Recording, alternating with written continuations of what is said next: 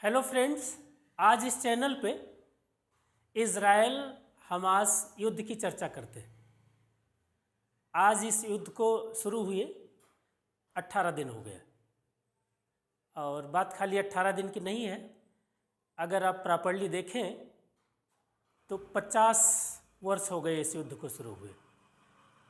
6 अक्टूबर 1973 को ये युद्ध शुरू हुआ था और जब किसी भी युद्ध में दौर लंबा गुजर जाता है तो उसके मकसद खो जाते हैं और फिर जो तुरंत के एक्शन और रिएक्शन होते हैं उन पर हम अपनी प्रतिक्रिया देते हैं कि इज़राइल ने हॉस्पिटल्स पे हमला कर दिया तो इज़राइल दोषी हो गया और हमास ने उनके शहरों पर हमला कर दिया तो हमास दोषी हो गया।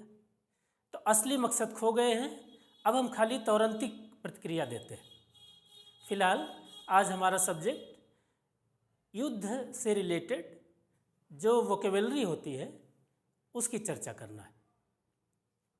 तो सबसे पहले शुरुआत युद्ध से ही।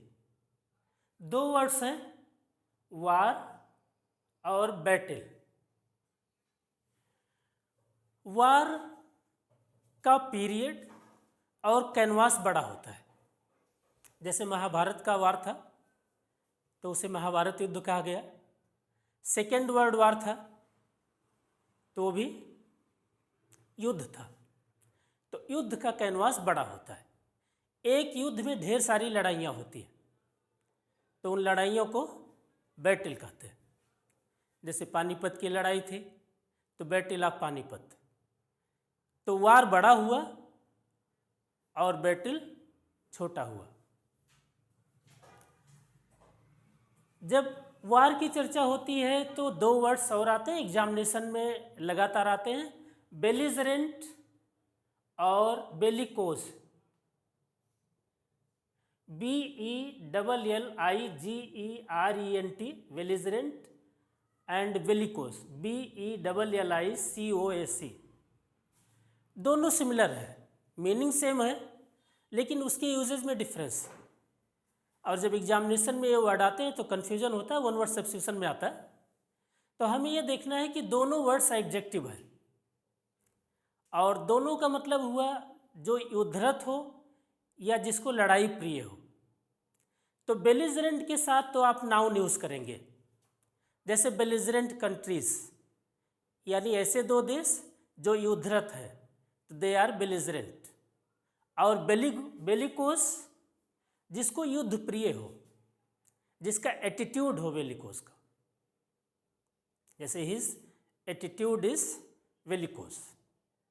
तो जिसको युद्ध प्रिय हो बेलिकोस और जो युद्ध में शामिल है दैट इज बेलिजरेंट। अगले वर्ड्स हैं इंट्रूड, इंट्रूडर और इंट्रूजन।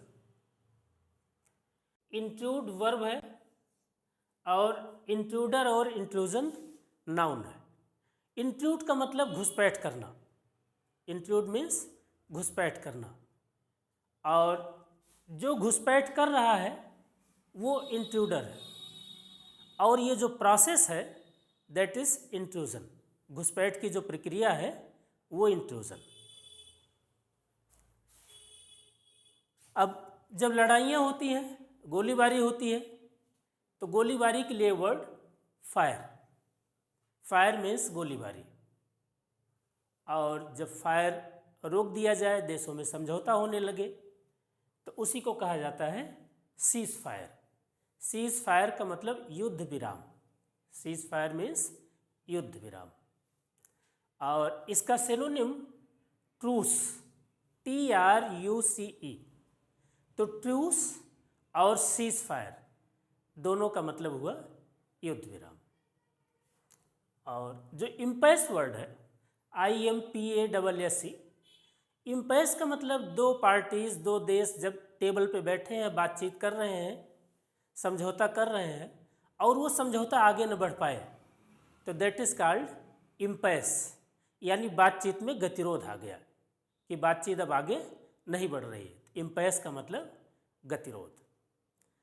और इससे रिलेटेड कुछ इडियम भी हैं। जैसे वेज वार, WAGE, वेज वार का मतलब होता है युद्ध छेड़ना। वेज वार मीन्स युद्ध छेड़ना। युद्ध खाली हथियारों से नहीं छेड़ा जाता। अगर हम अनटचेबिलिटी के खिलाफ युद्ध छेड़ते हैं, अनएम्प्लॉयमेंट के खिलाफ युद्ध छेड़ते हैं, तो उसके लिए भी इस इडियम को प्रयोग किया जाता है कि government have waged war against unemployment.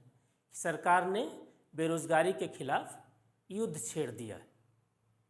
और लड़ाइयाँ खाली हथियारों से नहीं होती हैं, शब्दों के जो बाढ़ चलते हैं वो भी युद्ध ही होते हैं। तो अगर हथियारों से लड़ाई न लड़के शब्दों से लड़ाई लड़ी जा रही है, यानी हम कोई क्रिया दे रहे हैं, उधर से प्रतिक्रिया आ रही है, तो वो वाक युद्ध हुआ। That is called war of words. War of words. तो आज हमारे इस इजराइल हमास युद्ध में वोकेबलरी का इतना ही सेशन, और इसके अगले पार्ट में